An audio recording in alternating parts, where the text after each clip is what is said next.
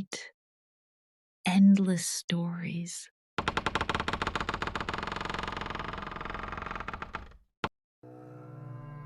"Come on, Alec. We need to get home before sundown," the old man shouted. The wind ruffled his dark gray hair as he pedaled faster. Alec stared at him, amused. Lolo's hair should have thinned out by now, considering his age. He chuckled at the thought of his grandpa going bald. "Wait up, Lolo," Alec shouted, panting. Sweat soaked his face and neck. "Can't we slow down? My leg's killing me." Cycling had always been their way of bonding.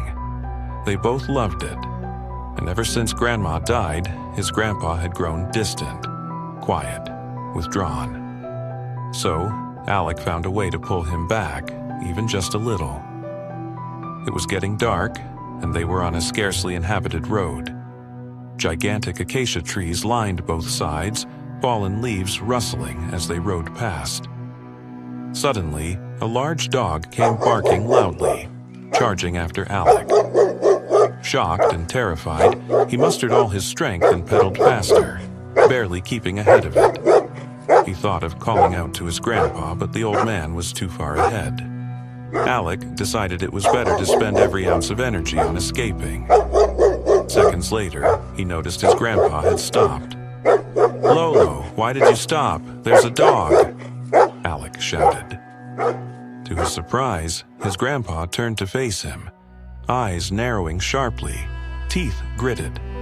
Alec could have sworn he saw them glow red, but he didn't think much of it, not with the dog so close. At that exact moment, the dog squealed, tucked its tail, and ran in the opposite direction. A loud beep rang out, and Alec jolted awake. He was on a bus, heading toward his grandpa's manor. Traffic was heavy and the driver was losing patience, shouting profanities and slamming the horn repeatedly. "Nanu ba yan? Emu baluno ka rin lamin natuto magmaneho ding alwang ini." The driver shouted in his native tongue. Alec pulled the hood of his sweatshirt over his head, trying to catch a little more sleep. What a weird dream. I don't remember Grandpa's eyes lit up back then, Alec murmured to himself. He checked his phone. 3 more hours until his stop. Then his stomach sank. The battery died. The screen flashed its logo, 3 chained rings in a triangular formation, before it went completely black. Suddenly, the air felt colder against his face, and the surroundings went quiet. The feeling he had this morning in the kitchen.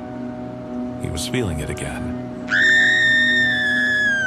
A woman screeched, breaking the silence.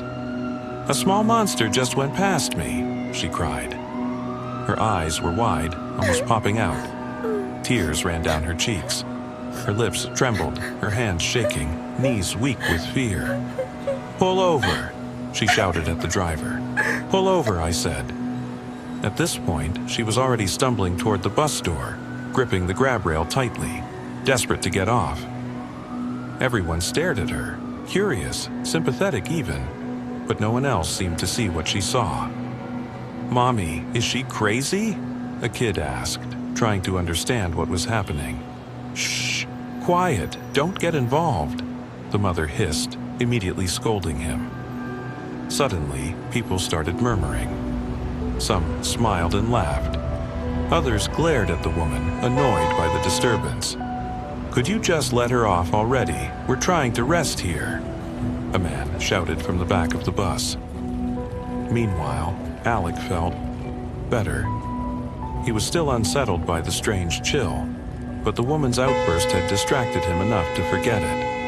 A minute later, Alec dozed off and slept through the rest of the trip.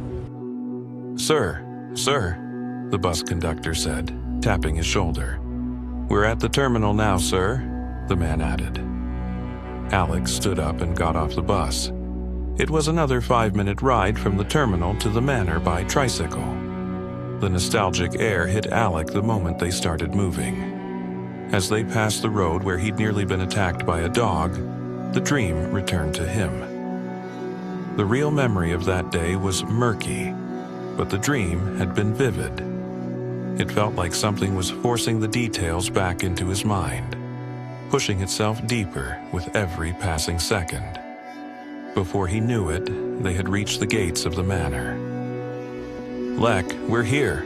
Glad to see you're back," the tricycle driver called out, snapping Alec out of his daydream. See, Alec's family was pretty well known in town.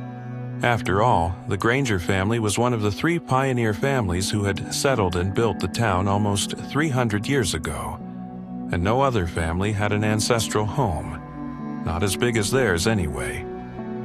"Thank you, Kuya," Alec said, reaching out to hand him his payment. "It's okay, the ride's on me," the driver replied. "Your grandpa's been really good to us. Everyone's sad because of what happened. Some folks don't even want to talk about it," he added quietly. "Anyway, it's almost dark. Will you be okay here alone?" the driver asked. "Yeah, I'll be fine. I'm meeting Grandpa's attorney, Mr. Galliard," Alec replied. The driver started the tricycle. "You take care," he shouted before speeding away. Alec watched as the tricycle disappeared down the road, the sound of its engine fading into the distance. He glanced at his wristwatch, 4:37 p.m. Alec frowned. "Now that I think about it, it's already afternoon. Mr. Galliard should be here by now," he muttered. He looked around the empty driveway. Where could he be? Surely he wouldn't just ghost me, right? Alec let out an awkward smile, realizing he was still talking to himself. Touching the gates, Alec felt a pang of sadness, and something else, a faint chill that made the hairs on his arms stand on end. When Grandpa was alive, the manor had been meticulously maintained, even without maids or helpers. Now, the grass was overgrown, the gates rusted, and dark vines clawed over the intricate design, once the most respected family sigil in town. Alec didn't know the story behind it, but the symbol was unmistakable. A bat-like wing inside a ring. Was my ancestors into Batman that much? He muttered, forcing a laugh. For a moment, he thought he saw the shadows of the wings shift ever so slightly in the ivy. But it was probably just the wind. Probably. Entering the manor, he could also see the sigil as a glass mural on the main door. In fact, the sigil could be seen all around the house, above the door frames, on the walls, and an especially big one on his grandpa's office door. Alec even had it as a pendant. His grandpa insisted he bring it with him always, though he didn't like the look of it, so he just kept it in his bag. The stillness of the house reminded Alec that he was alone, and it made him wonder where Mr. Galliard was. Since it was already dark outside, he decided to just spend the night there. Maybe Mr. Galliard was preoccupied and forgot to give him a heads up. In the morning, Alec woke up sweating. For one, there was no electricity in the house, and secondly, "That dream again?" Alec whispered softly, rubbing his eyes as he pulled the curtains aside. "I barely had any sleep, and when I finally did, you haunt me," Alec muttered, smiling gently as he looked outside, his eyes only half open. He had been feeling uneasy ever since he came home, and it didn't help that he was alone. After a minute, his eyes adjusted. Looking outside, he could see everything his grandpa once invested time in. Though everything was empty now, the pigsty, the horse stable, even the cows they used to get milk from were all gone. Instead, he was staring at a field of grass swaying with the wind. Everything looked weathered from years of neglect. He was about to turn away when he saw something in the distance, something black, shining under the sunlight. It was small, too far to make out clearly. He walked out of the room, down the stairs, through the hallway, past the kitchen, and out the back door. It was about 25 meters from the house, and because of the vegetation, it was only visible from his bedroom window. A minute later, he found it. He froze.